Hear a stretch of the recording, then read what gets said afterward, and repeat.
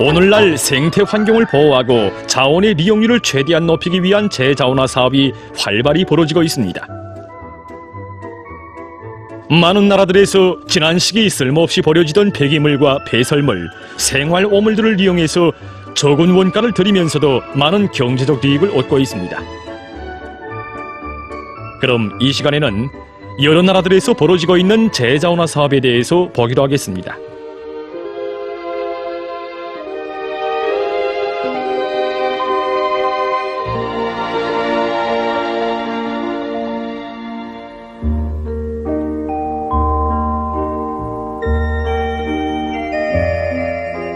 사람들의 일상생활 과정에서는 낡아버린 옷이나 신던 양말 등 많은 낡은 촌들이 오물로 버려지게 됩니다. 이런 낡은 촌들을 종이나 수지병과 같이 재생利用하면 많은 경제적利用을 얻을 수 있습니다. 이것은 어느 한 나라의 연구사들이 낡은 촌을 화학적 방법으로 재생시켜 얻어낸 촌입니다. 연구사들은 낡은 직물에서 섬유소를 추출하여 새로운 섬유로 전환시켰다고 합니다. 낡은 직물에서 섬유소를 추출하는 것은 나무에서 추출할 때보다 훨씬 더 어려운 것으로 해서 지금까지 실현되지 못했다고 합니다. 우린 낡은 천을 세 가지 공정으로 나누어 처리하고 있습니다. 우선 전처리 공정에서 옷들을 색깔에 따라 분류합니다. 다음 일정한 화학물질을 첨가해서 직물에서 섬유소를 분해시킵니다. 그 다음엔 섬유소를 완전히 농축된 상태에서 가라앉힙니다.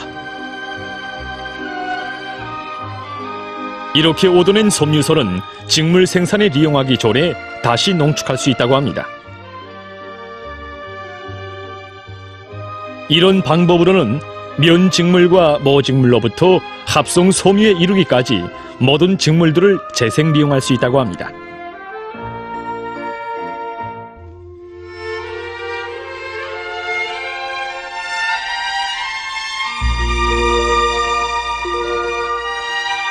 사람들의 생산 활동과 일상생활에 필요한 막대한 량의 물동을 실어 나르고 있는 자동차들에서는 많은 낡은 차바퀴들이 폐기되고 있습니다. 하지만 폐기된 차바퀴들은 많은 경우 매몰 처리되고 있습니다. 자료에 의하면 한 톤의 폐기된 차바퀴에서는 750kg의 고무, 150kg의 섬유, 30 내지 40kg의 금속을 회수할 수 있다고 합니다. 최근 어느 한 나라에서는 낡은 차바퀴를 효과적으로 재생해서 새 차바퀴를 만드는 데利用하고 있습니다. 차바퀴를 재생하는 데서 해결해야 할 문제는 차바퀴 속에 들어있는 다량의 금속을 분리해내는 것이라고 합니다. 차바퀴의 고무와 금속을 분리해내는 공정은 복잡하며 이에 쓰이는 기계도 인차 마모된다고 합니다. 공장에서는 자체 실종에 맞게 차바퀴를 재생할 수 있는 기술을 개발했습니다. 먼저 낡은 차바퀴를 기계 안에 든든히 고정시킵니다. 기계 안에 설치된 고압 물 분사구를 통해서 낡은 차바퀴에 물을 쏘아주면 차바퀴는 작은 조각으로 분쇄됩니다. 분사구에서 뿜어져 나오는 물은 마치 칼날처럼 차바퀴의 금속으로 만든 골격 구조에서 고무를 떼어냅니다. 연구사들은 분사구에서 뿜어져 나오는 물 압력의 수치를 면밀하게 타산해서 2500바르로 포장하고 있다고 합니다. 다음 떼어낸 고무를 토막내서 료가시켜 말리운 다음 미세한 고무 알갱이를 얻어내고 있습니다.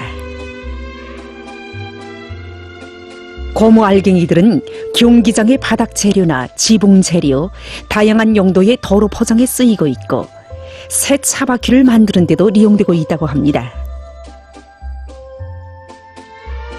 분리해낸 금속은 주물 공장에 보내어져 새로운 금속 제품들을 만드는 데利用되고 있습니다. 공장에서는 이렇게 낡은 차바퀴를 재생利用해서 환경을 보호하면서도 실리를 얻고 있습니다.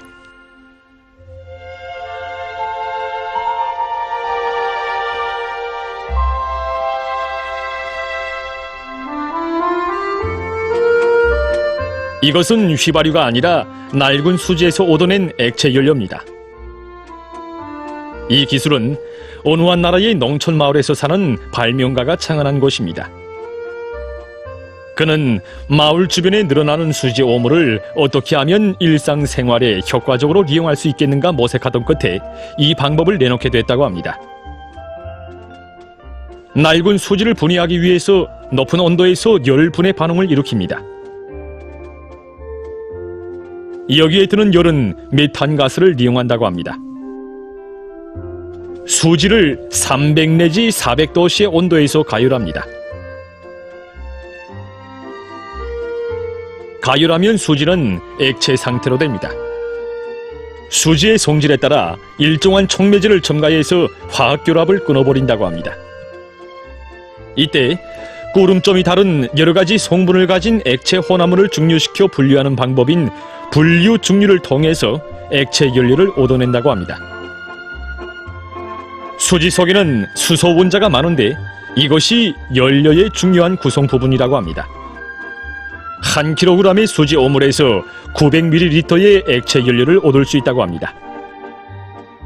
이 방법에 대한 연구를 심화시키면 수지 재료 속에 거의 모든 리용 가능한 에너지를 수집할 수 있다고 합니다.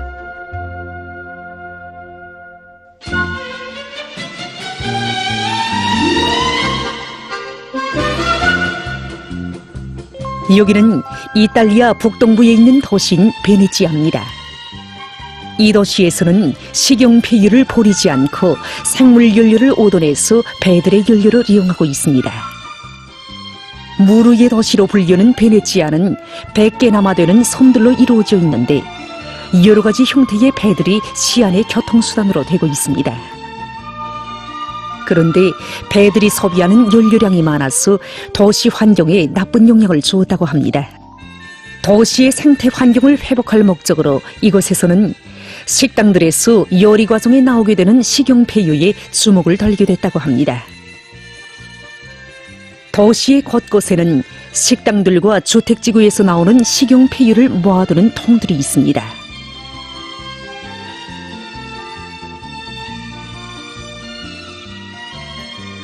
이렇게 모은 식용폐유를 정제소로 보내서 리오가를 비롯한 소리 과정을 거쳐 생물연료를 생산하고 있습니다. 한 리터의 이 생물연료를 가지고 배는 몇 킬로미터나 갈 수 있습니다. 이전의 디젤 기관을 그대로 쓰면서도 이산화탄소 방출량을 줄일 수 있어 아주 효과적입니다.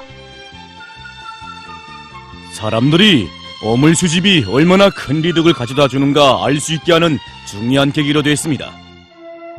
누구나 환경에 부정적인 영향을 주는 행동을 그만두어야 한다는 생각을 하게 됐습니다.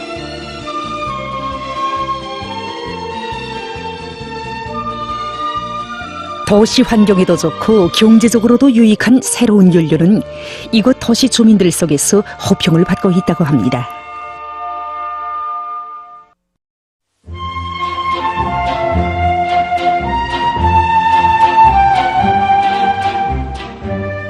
도시들에서 나오는 음식 폐기물을 비롯한 오물을 이용해서 생물가스를 생산하는 나라들도 늘어나고 있습니다. 여기는 어느 한 나라의 생물가스 공장입니다. 유기질 폐설물들을 실은 오물 운반차가 공장 안으로 들어섭니다. 운반되어 온 유기질 폐설물을 커다란 원료 혼합 탱크에 넣고 잘게 분쇄합니다. 다음 열을 가합니다.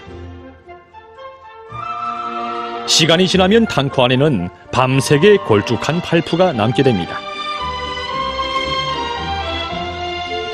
액화 상태로 된 이 발풀을 관을 통해서 가장 중요한 공정인 생물분해 탱크에 주입합니다.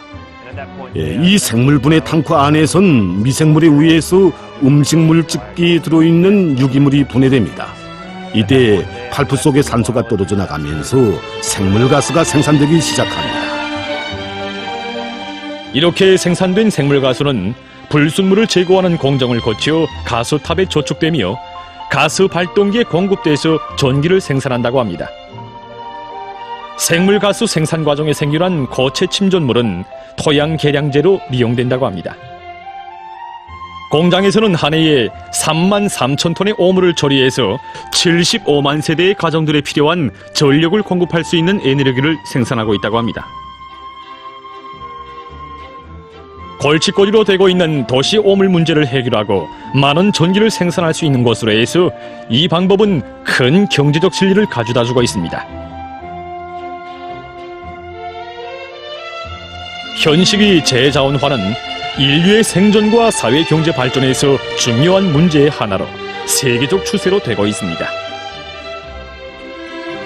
깨끗한 생태 환경을 마련하고 자원을 효과적으로 이용하기 위한 재자원화 사업은 사람들의 관심 속에 더욱 활발히 벌어지고 있습니다.